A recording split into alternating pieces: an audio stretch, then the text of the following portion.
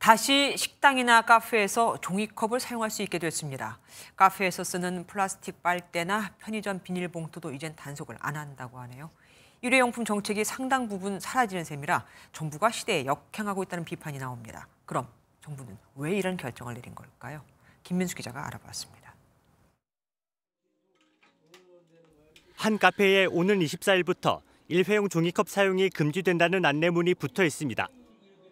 하지만 카페에서 종이컵을 완전히 쓰지 않기란 쉽지 않습니다.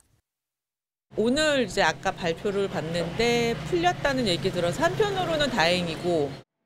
정부가 일회용 종이컵 사용에 대한 금지 조치를 철회하면서 앞으로 식당과 카페에서 종이컵을 사용할 수 있게 됐습니다. 다회용컵 세척을 하려고 인력을 고용하거나 세척시설을 설치해야 하는 소상공인의 부담을 고려했다는 설명입니다.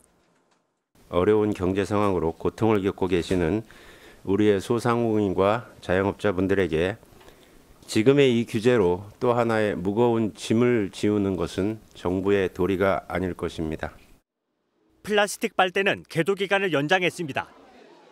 계도 기간의 종료 시점을 정하지 않아서 사실상 사용을 허락한 셈입니다. 비닐봉투는 계도 기간 장바구니 같은 대체품 사용이 자리 잡았다며 과태료를 부과하지 않고 자발적 참여를 유도하기로 했습니다. 하지만 과태료 없이도 비닐봉투 대신 대체품 사용을 유도할 수 있을지는 의문입니다. 저희가 요구하면 굉장한 언쟁이 되는데 국가적인 법적인 제재가 있다, 과태료가 부과된다 이런 어느 정도의 선이. 사실상 환경부가 산업계 편을 들면서 환경보호라는 과제에 역행하는 것 아니냐는 지적이 나옵니다. 이 플라스틱 감축이나 자원순환에 역행하는 그런 역할을 환경부 스스로 하고 있다는 점에서 문제가 심각하다고 생각합니다.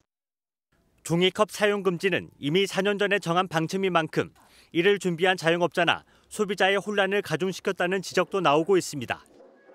MBN 뉴스 김민수입니다. 안녕하세요. 김주하입니다.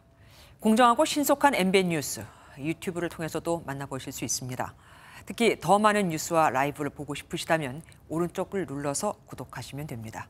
어렵지 않죠? 빠르고 정확한 뉴스로 계속 찾아뵙겠습니다. MBN 뉴스를 시청해 주신 여러분 고맙습니다.